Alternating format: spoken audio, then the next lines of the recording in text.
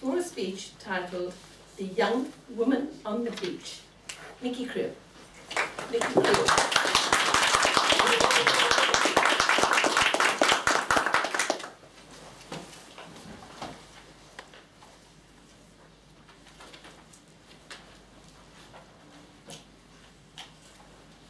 Have you ever felt trapped by circumstances? Have you ever felt that you've got no choice? Have you ever had a problem that you can't think your way out of? Madam Toastmaster, fellow Toastmasters, and welcome guests.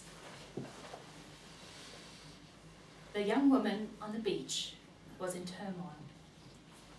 She jumped at the chance to have the weekend away at her friend's beach house.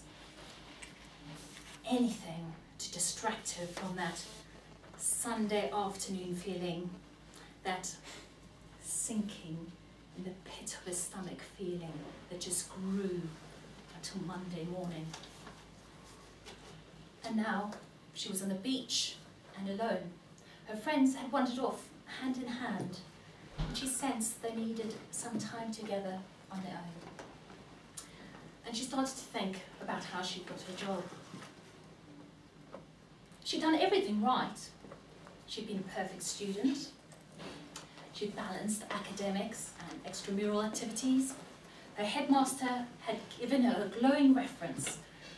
She left university and she secured what she thought was the perfect job with a multinational company. At first, the excitement of being part of the graduate placement scheme kept her going. She was in a new city.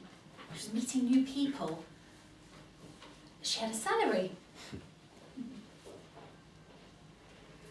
But 18 months later, the honeymoon had worn off.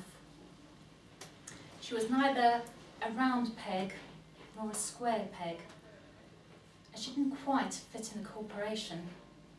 She felt as though she was a tiny little cog in a massive machinery,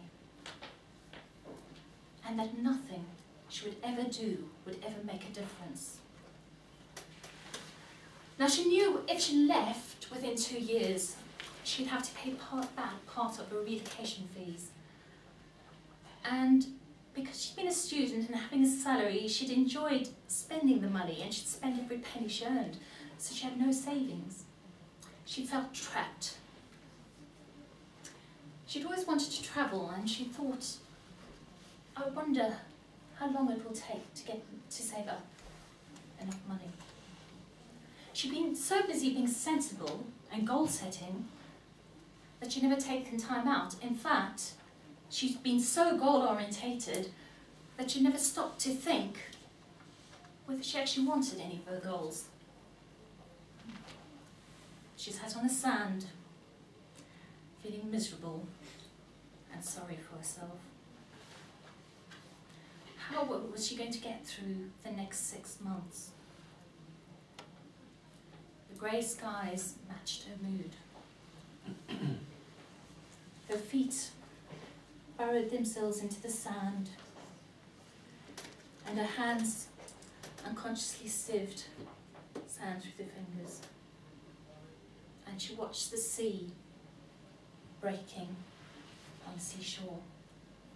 And she watched as each wave pounded on the beach, crashing with energy, and then ebbed away to become part of another wave.